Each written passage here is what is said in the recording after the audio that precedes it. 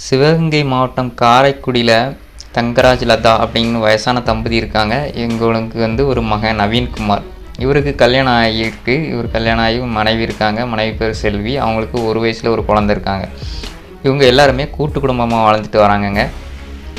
வாழ்ந்துட்டு வரும்போது தான் இந்த தங்கராஜோட மனைவி லதாவும் நவீன்குமாரும் தங்கராஜை வந்து மதிக்கிறதே இல்லை. அதாவது அவங்ககிட்ட பேசுகிறது இல்லை, அவங்கள மதிக்கிறது இல்லை, இந்த மாதிரி எதுவுமே பண்ணுறதில்ல, அவங்கள கண்டுக்கிறது இல்லைன்னு ஒதுக்கி வச்சுருக்காங்க. இது வந்து தங்கராஜுக்கு ரொம்பவே மன வருத்தத்துக்கும் மன உளைச்சலுக்கும் ஆளாகியிருக்கிறாரு.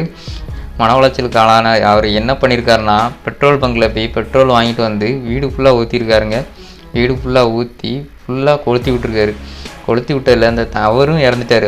தங்கராஜ் அவரும் இறந்துட்டார். அவரோட மனைவி லதா இவங்களும் இறந்துட்டாங்க. எல்லாருமே ஒன்றா இருந்திருக்கும்போது நைட்டில் ஊற்றிருக்கிறாரு. நவீன்குமார் வந்து என்ன பண்ணியிருக்காருன்னா, தன்னோட மனைவி மற்றும் ஒரு வயசு குழந்தையை காப்பாற்றிருக்கிறாரு. ஆனால் அவர் தீல மாட்டியிருக்கிறாரு.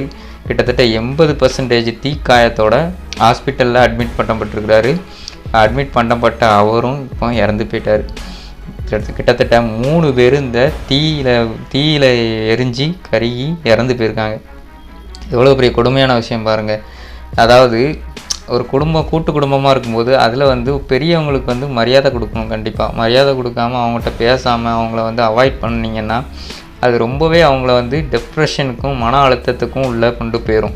இதுக்கு வந்து இந்த சம்பவம் வந்து ஒரு சிறந்த எடுத்துக்காட்டு. ஸோ தயவு செஞ்சு உங்கள் வீட்டில் பெரியவங்க இருக்காங்களா, அவங்ககிட்ட வந்து அதிகமாக பேசி கொடுங்க. அதே மாதிரி அவங்கள வந்து நல்லா பார்த்துக்கோங்க.